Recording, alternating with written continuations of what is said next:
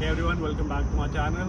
So मेरे को bike को लिए हुए 1 महीना हो गया है. मैंने 7 मई को ली थी.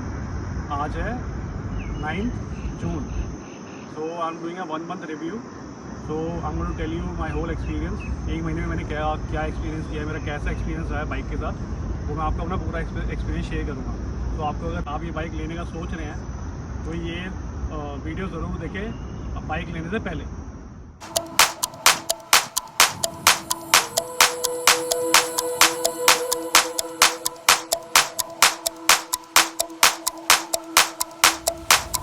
एग्जॉस्ट नोट से स्टार्ट करते हैं.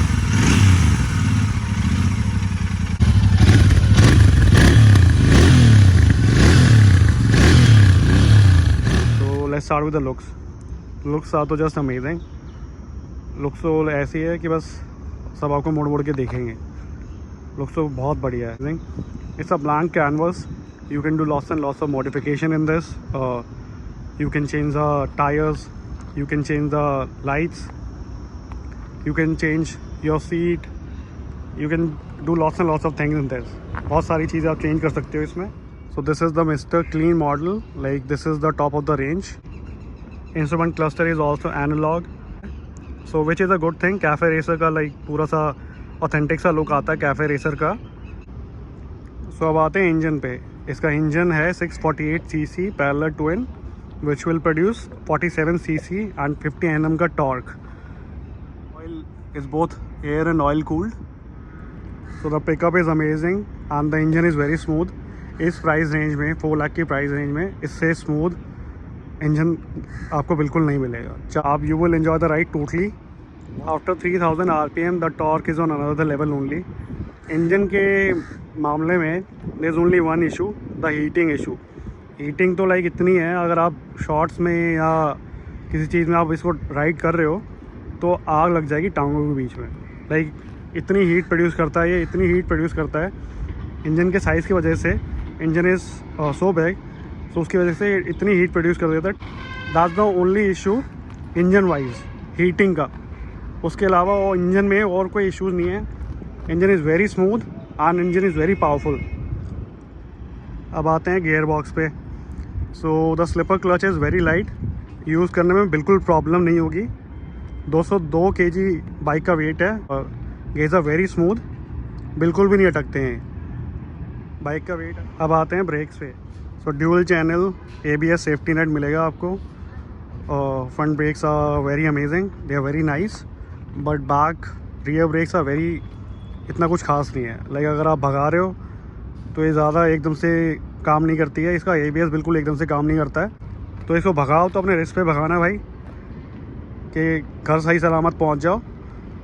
रियर ब्रेक्स तो वेरी शेट. सीटिंग पोजीशन पर, सीटिंग पोजीशन पूरा इसका प्रॉपर कैफे जैसा सीटिंग है. सामने की तरफ थोड़ा लीन होके बैठना पड़ता है. तो उसमें इशू क्या है, जब आप ज़्यादा लंबे लॉन्ग ड्राइव पे जाते हो तो आपके रिस्ट और थोड़ा एल्बोस पेन करना स्टार्ट कर देता है.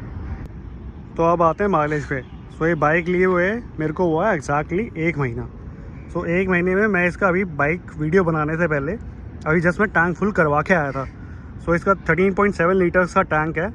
सो उसके अकॉर्डिंग मेरी बाइक अभी चली है 409 किलोमीटर्स. तो 3 बार टैंक फुल करवाने के बाद ये 400 किलोमीटर चली है. उस हिसाब से तो ये बस 10 की एवरेज दे रही है.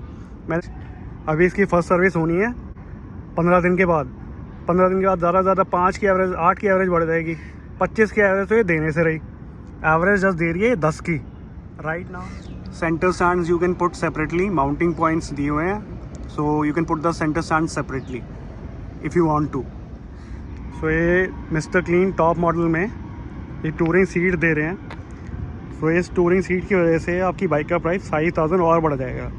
so मेरे को बाइक ये 3,89,000 की पड़ रही थी, but because of the touring seat ये बाइक मुझे 3,94,000 की पड़ी है.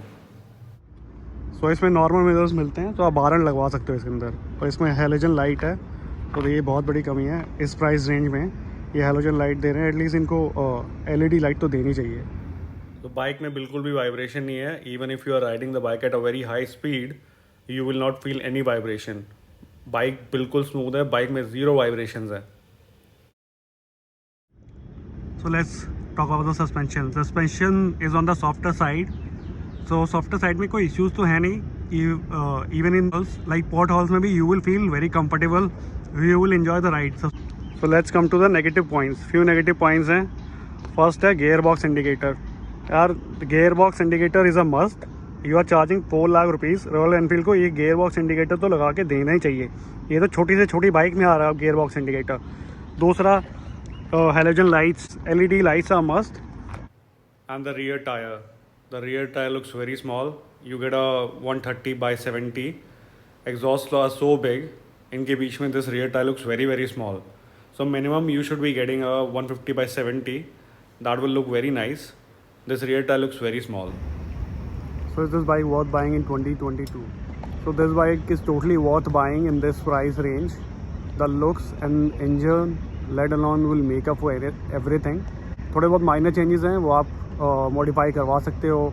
लाइक ट्यूबलेस टायर्स नहीं है, लाइक हेलोजन लाइट्स हैं and all this things. These you can like change. These are minor things. ऐसा कोई बड़ा इशूज़ नहीं है, but the engine and the looks are just amazing. Yeah is totally worth buying this bike in 2022. So if you like the video, please like, share and subscribe.